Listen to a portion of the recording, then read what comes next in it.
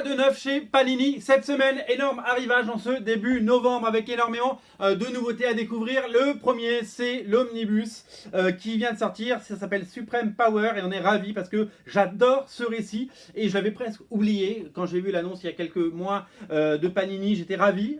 Moi, je les ai en deluxe et j'ai été ravi de voir que ça ressortait en Omnibus. Ça va être l'occasion pour vous de relire ce comics qui est une relecture un peu façon Ultimate du Squadron Suprême, de l'Escadron Suprême que vous connaissez peut-être, ce vieux comics de Mark Gruenwald, et revisité par un duo de choc, Straczynski, JMS au scénario et Gary Frank au dessin. C'est absolument génial, c'est absolument fabuleux. C'est une vraie version Ultimate, un peu hors continuité, comme si ça n'avait jamais existé, avec un peu de nudité, oh là là. Et c'est vraiment un récit que j'avais adoré. C'est disponible en omnibus, en intégrale. Il y a les 18 épisodes, ça date de 2003, mais ça n'a pas vieilli. La particularité, c'est que, regardez, il y a une jaquette. Ouais, il n'y avait pas de jaquette sur Spider-Man, et là, il y a une jaquette. Donc, c'est un peu étonnant, et c'est assez enthousiasmant de voir que c'est le retour de la jaquette. Et ça prouve aussi qu'il n'y a absolument aucune logique chez Panini, puisque on ne sait pas pourquoi il y a une jaquette. Voilà, c'est disponible sur originalcomics.fr, ne le ratez pas. Alors, quoi d'autre à découvrir chez Panini? Nous avons l'intégrale 1989 de Wolverine avec les épisodes dessinés par John Buscema et le début des épisodes de John Byrne. Tous les épisodes que vous voyez là sont dedans. Ça apparaissait quand j'étais jeune en version intégrale chez Semic, et quel plaisir de retrouver ces épisodes en intégrale. Ça, c'est absolument incontournable. Ça, c'est un bouquin que tout le monde attendait, un deluxe. Ça s'appelle Stanley Rencontre. Ça comprend toutes les rencontres assez farfelues finalement, parce que le créateur qui rencontre en BD ses propres créatures, fallait le faire. Il rencontre toutes ces créatures par plein d'auteurs différents.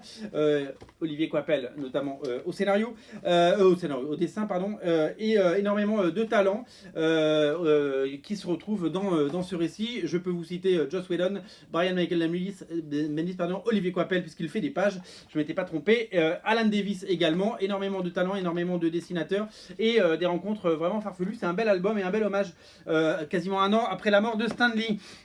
Du côté de Spider-Man, ne ratez pas l'adaptation de Spider-Man City at War. Il s'agit d'un récit hors continuité, complètement hors continuité, mais tellement bien produit qu'on voulait vous le présenter.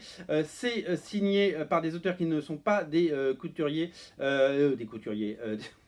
les habitués du tisseur. Pourquoi j'ai dit couturier? Avec Dennis Hopeless, qui ne se fait plus appeler Dennis Hopeless mais Dennis Alum, parce que c'est son vrai nom. Hopeless, c'était en fait, on disait que quand il était jeune, a priori ce que j'ai lu, c'est que il était sans espoir, et donc on l'avait appelé Dennis Hopeless. Et c'est Michel Bandini qui dessine. C'est très chouette, et si vous voulez découvrir ça, c'est plutôt un album, c'est une histoire complète et c'est pas mal. Du côté de Mark Millar, ne ratez pas la nouvelle série dessinée par Raphaël Albuquerque. Ensemble, ils avaient déjà fait Huck. C'est Prodigy, c'est l'histoire de Edison Crane, quelqu'un qui a tous les talents, et donc il va être évidemment récupéré par les gouvernements. Il est fort intelligent, rapide, il sait tout faire, c'est un surhomme, et donc du coup c'est une espèce de super agent secret, et c'est une histoire vraiment intéressante, et ça va à 200 à l'heure, c'est vraiment très très bon. En deluxe, toujours, ne ratez pas Venom de Bunn et Coelho. Il s'agit ça reprend les épisodes de Venomverse et des deux séries Venomverse, pardon. Donc c'est l'intégrale Venomverse de Venom, Cullen Bunn, Iban Coelho vous raconte, c'est déjà sorti par ailleurs, et là vous avez l'intégralité des épisodes, 10 épisodes de Venomverse à découvrir. Toujours chez Panini, ne ratez pas les années 2010 consacrées. On arrive au bout. L'album décennie, c'est une collection qui a bien marché. Il y a un album par décennie avec les meilleures histoires de chaque personnage. Là, la création de Spider-Gwen. L'avènement de Miss Marvel, etc.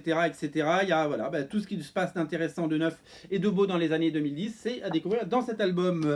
Au rayon Star Wars, ne ratez pas Je suis Luke Skywalker, après Je suis Dark Vader le mois dernier. C'est disponible, une anthologie sur Luke Skywalker avec les meilleurs épisodes récents consacrés à Luke Skywalker par les plus grands auteurs, bien entendu. Si vous aimez ce personnage avant, et si vous voulez en découvrir plus avant la sortie du prochain film, craquez pour ça.